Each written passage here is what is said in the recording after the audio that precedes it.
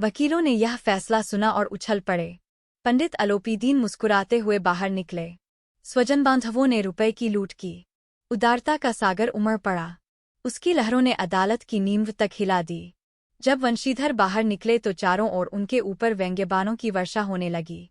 चपरासियों ने झुक-झुक सलाम किए, किंतु इस समय एक-एक कटुवाक्य, एक-एक संकेत उनकी गर्वाग्नि को प्रज्वलित कर रहा था। कदाचित इस मुकदमे में सफल होकर वह इस तरह अकड़ते हुए न चलते। आज उन्हें संसार का एक खेदजनक विचित्र अनुभव हुआ। न्याय और विद्वत्ता, लंबी चौड़ी उपाधियां, बड़ी बड़ी दारियां, ढीले चोंगे एक भी सच्चे आदर का पात्र नहीं है। वंशीधर ने धन से बैर मोल लिया था, उसका मूल्य चुकाना अनिवार्य था। कठिनता से 1 सप्ताह बीता होगा कि मुअत्तली का परवाना आ पहुंचा। कार्यप्रायणता का दंड मिला। बेचारे भग्न हृदय, शोक और खेद से व्यथित घर को चले। बूढ़े मुंशी जी तो पहले ही से कुड़बुड़ा रहे थे कि चलते चलते इस लड़के को समझाया था, लेकिन इसने एक न सुनी। सब मनमानी करता है।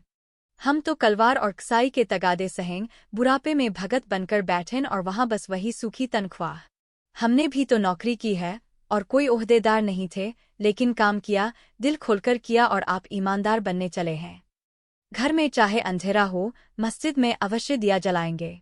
खेद ऐसी समझ पर पढ़ना लिखना सब अकारत गया।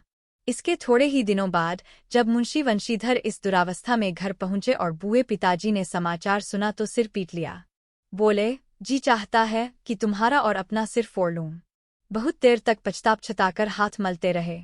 क्रोध में कुछ कठोर बातें भी कहीं और यदि वंशीधर वहां से टल न जाता तो अवश्य ही यह क्रोध विकट रूप धारण करता।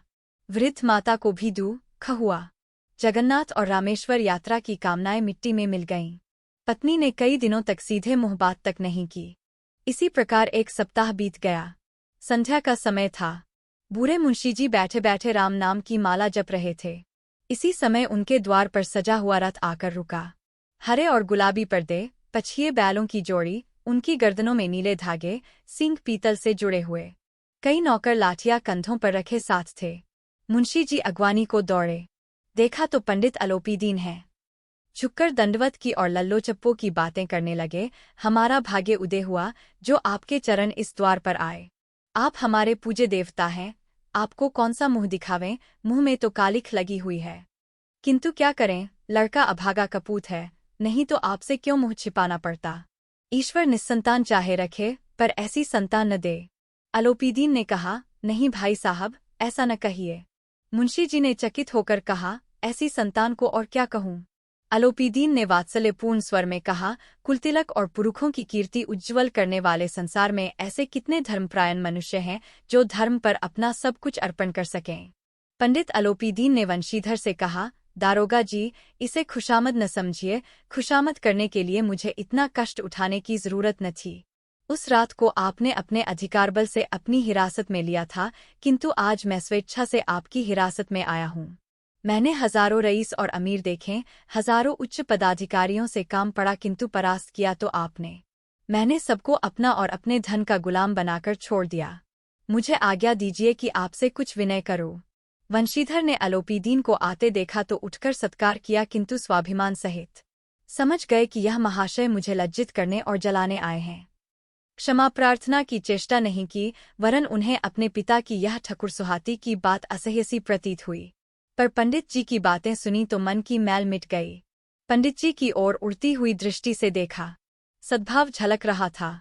गर्व ने अब लज्जा के सामने सिर झुका दिया। शर्माते हुए बोले, यह आपकी उदारता है जो ऐसा कहते हैं। मुझसे जो कुछ अविनय हुई है उसे क्षमा कीजिए। मैं धर्म की बेड़ी में जकड़ा हुआ था, नहीं तो वैसे मैं आपका दास हूँ। जो आज्ञा होगी वह मेरे सिर माथे पर। अलोपीदीन ने विनीत भाव से कहा, नदी तट पर आपने मेरी प्रार्थना नहीं स्वीकार की थी, किंतु आज स्वीकार करनी पड़ेगी। वंशीधर बोले, मैं किस योग्य हूँ, किंतु जो कुछ सेवा मुझसे हो सकती है उसमें त्रुटि न होगी। अलोपीदीन ने एक स्टाम्प लगा हुआ पत्र निकाला और उसे वंशीधर के सामने रखकर बोले, इस पद को स्वीकार कीजिए और अपने हस्ताक्षर कर दीजिए। मैं ब्राह्मण हूँ, जब तक यह सवाल पूरा न कीजिएगा द्वार से न हटूंगा। मुंशी वंशीधर ने उस कागज को पढ़ा तो कृतज्ञता से आंखों में आंसू भर आए। पंडित अलोपीदीन ने उनको अपनी सारी जायदाद का स्थायी मैनेजर नियुक्त किया था। 6,000 वार्षिक वेतन के अतिरिक्त रोजाना खर्चा अलग, सवारी के लिए घोड़ा, रहने को बंगला, नौकर चाकर मुफ्त। कंपित स्वर में बोले, पंडित जी, मुझ में इतनी सामर्थ्य नहीं है कि आपकी उदारता की प्रशंसा कर सकूं, किंतु ऐसे उच्च पद के योग्य नहीं हूं। अलोपीदीन हंसकर बोले, मुझे इस समय एक अयोग्य मनुष्य की ही जरूरत है। वंशीधर ने गंभीर भाव से कहा, यूं मैं आपका दास हूं। आप जैसे कीर्तिवान, सज्जन पुरुष की सेवा करना मेरे लिए सौभाग्य की बात है, किंतु मुझमें न विद्या है, न बुद्धि, न वह स्वभाव जो इन त्रुटियों की पूर्ति कर देता है। ऐसे महान कार्य के लिए एक बड़े मर्मज्ञ अनुभवी मनुष्य की जरूरत है। अलोपीदीन ने कलमदान से कलम निकाली और उसे वंशीधर के हाथ में देकर बोले, न मुझे विद्वत्ता की चाह है, न अनुभव की, न मर्मज्ञता की, न कार्यकुशलता की। इन गुणों के महत्व का परिचय खूब पा चुका हूँ। अब सौभाग्य और सुअवसर ने मुझे वह मोती दे दिया जिसके सामने योग्यता और विद्वत्ता की चमक फीकी पड़ जाती है। यह कलम लीजिए, अधिक सोच विचार न कीजिए, दस्तखत कर दीजिए। परमात्मा से यही प्रार्थना है कि वह आपको सदैव वही नदी के किनारे वाला बेमुरौवत, उद्दंड, कठोर परंतु धर्मनिष्ठ दारोगा बनाए रखे। वंशीधर की आंखें डबरबा आईं। हृदय के संकुचित पात्र में इतना एहसान न समा सका। एक बार फिर पंडित जी की ओर भक्ति और श्रद्धा की दृष्टि से देखा और कांपते हुए हाथ से मैनेजरी के कागज पर हस्ताक्षर कर दिए। अलोपीदीन ने प्रफुल्लित होकर उन्हें गले लगा लिया।